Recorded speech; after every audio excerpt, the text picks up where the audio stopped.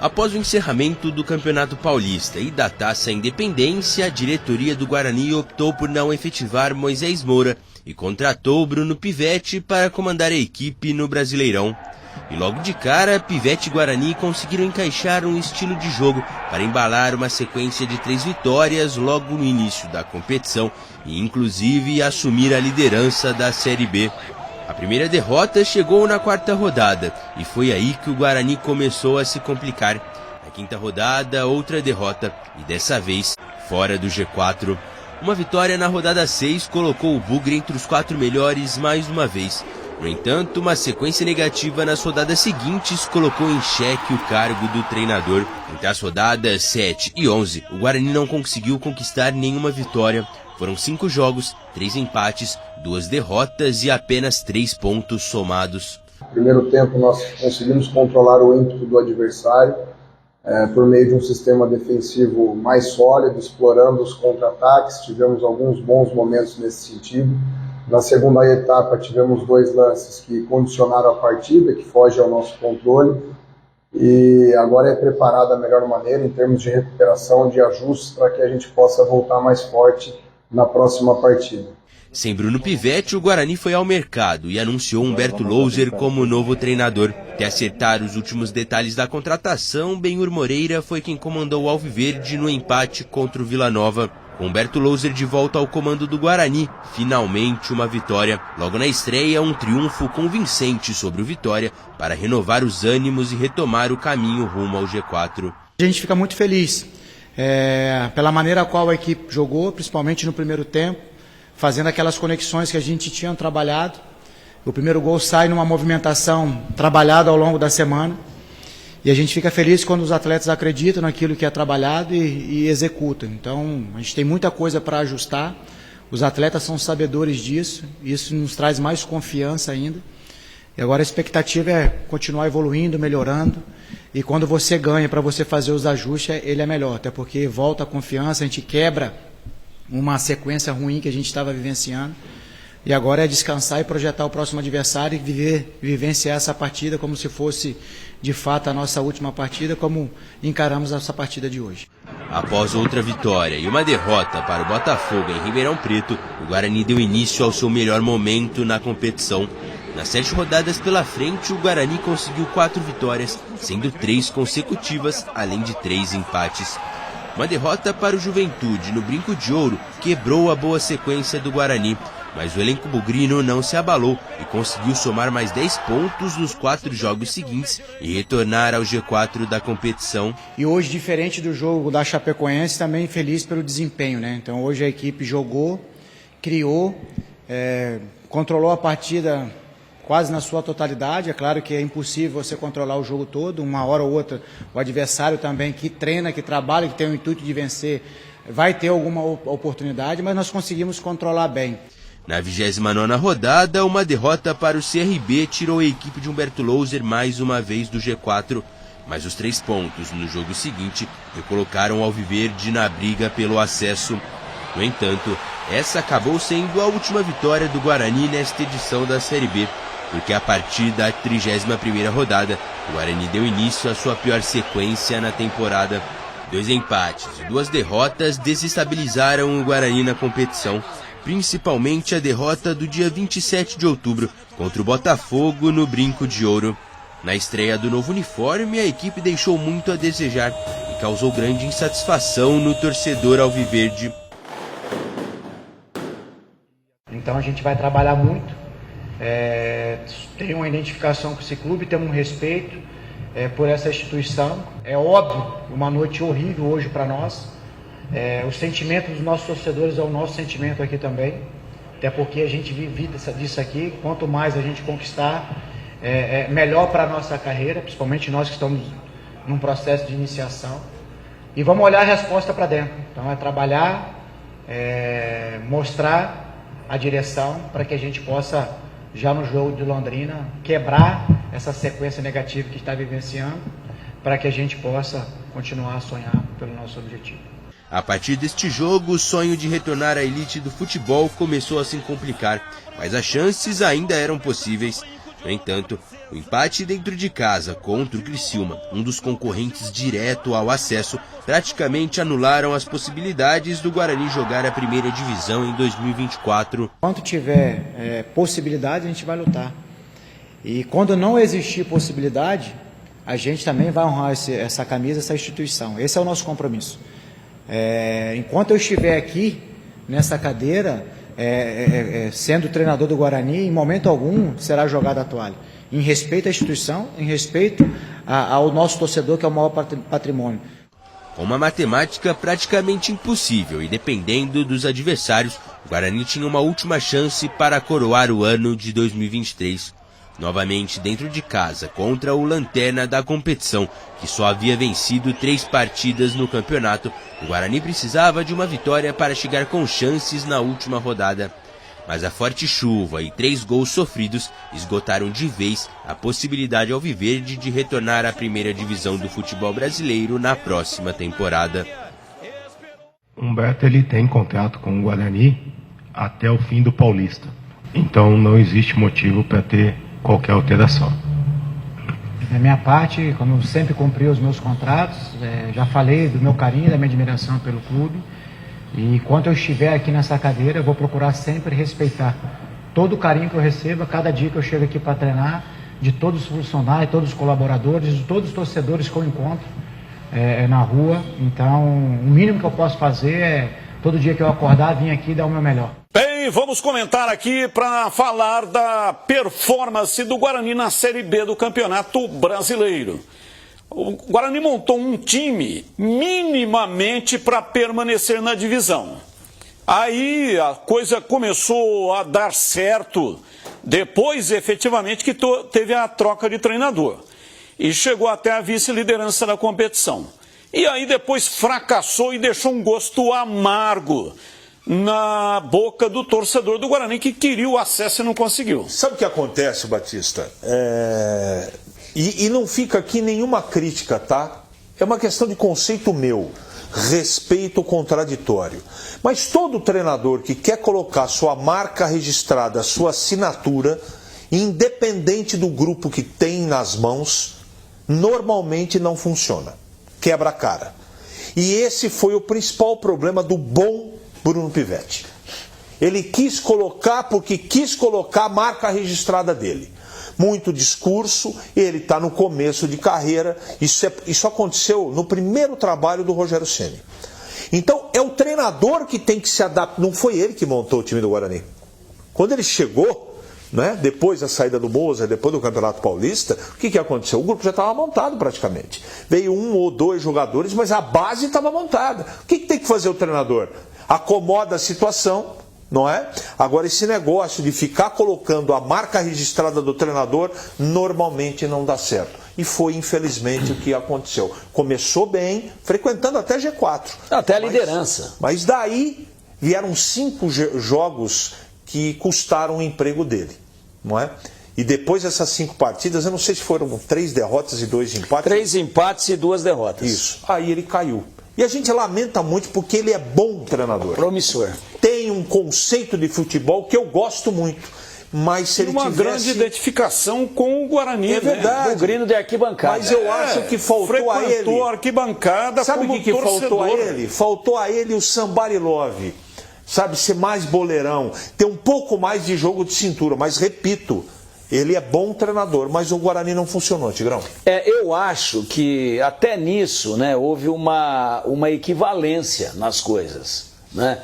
Quando você pega a trajetória do Bruno Pivetti e a trajetória do Humberto Louser, elas são muito parecidas. Eles começam com tudo. E terminam mal. Sabe, se fosse Fórmula 1, larga numa velocidade e já abre vantagem. Pô, ganhou a corrida. O Bruno Pivetti chegou a ser líder do campeonato. Líder. E depois frequentou o G4. Aí 5 jogos. 3 empates e 2 derrotas. Caiu. Trocaram. Chega o Louser. Mesmíssima coisa. Largou num pau, num sprint, numa velocidade impressionante. E vai embora. E vai até a 30ª rodada. fazendo uma campanha extraordinária, 29ª, 30ª. Engatou 6 vitórias. Na 37ª, o Guarani estava com chances quando pegou o Botafogo. Tinha Botafogo em casa, aí tinha Londrina, lá em Londrina. Isso. E tinha o Criciúma em casa. Criciúma, confronto direto. Aliás, tem uma coisa antes. A chegada do Humberto Loser foi trazido pelo Drubski, que era o homem forte daquela oportunidade. Você lembra disso? Ele Sim, que trouxe o Loser. chegaram juntos. Ele que trouxe o Loser. Ele disse isso na coletiva. Eu vou contratar um técnico que tem perfil de campeão. Foi isso que ele falou? Foi. A chegada dele, contratou o Loser. E foi isso que você está colocando que aconteceu. Engatou. O Tigrão só inverteu, né, Tigrão? Nem inverteu, não. Foi da mesma maneira. Começou bem Igualzinho. e terminou mal. Igualzinho. O Loser chegou a ser vice-líder. Chegou a fazer 6 vitórias em 10 jogos, 2 empates. Chegamos a falar aqui do Guarani disputar título. Pois é. Falamos aqui. Não, falamos, por quê? Porque estava ali, assim, ó, essa rodada, se os resultados combinados ajudarem, o Guarani termina como líder. Porque não foi só a pontuação, o time estava jogando bem. Aí vem a fase final, vem os chamados últimos 8 jogos, e o Guarani faz uma sequência de 8 jogos sem vencer, enfileirando 4 derrotas. E o pior, Londrina, rebaixado. O Guarani foi lá, não jogou coisíssima nenhuma, empatou o jogo. ABC, em casa. ABC, isso tudo é dentro dos últimos 8. Rebaixado matematicamente. Ganha do Guarani, que poderia ter ido com chance para a 38ª contra o Atlético Goianiense. Essa do ABC foi a 37ª. Um pouco antes, 35ª, Botafogo de Ribeirão em casa. Brinco de ouro. Era ganhar o jogo ali, entrar no G4 e não sair mais.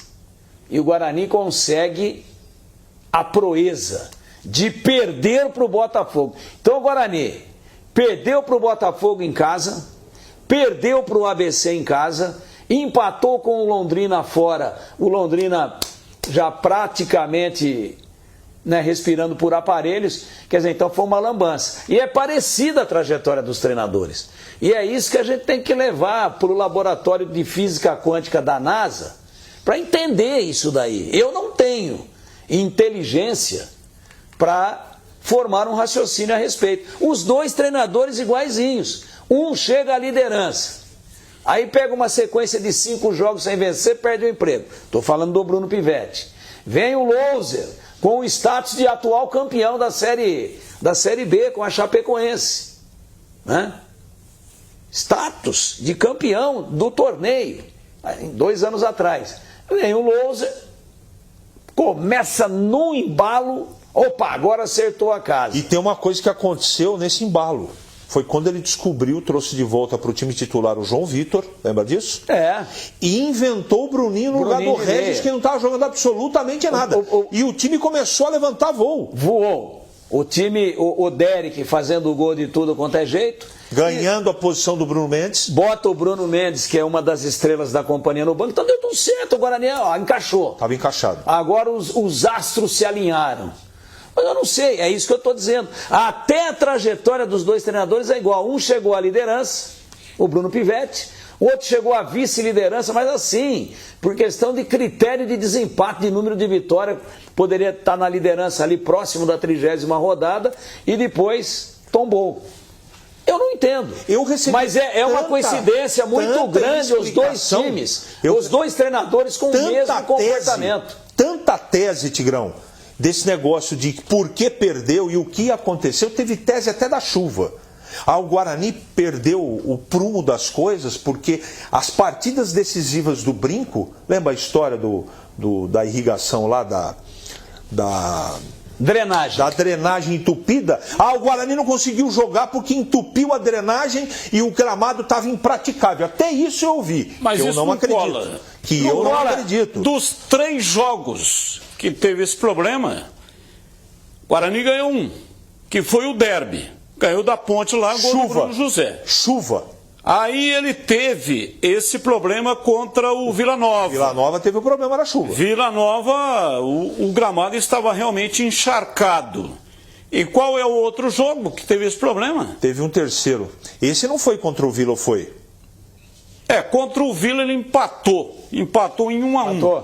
Empatou. Que foi um resultado ruim. Aí é o derby. Esse daí é o derby. Mas o derby não é, não. choveu. Olha lá o Bruno José, olha lá.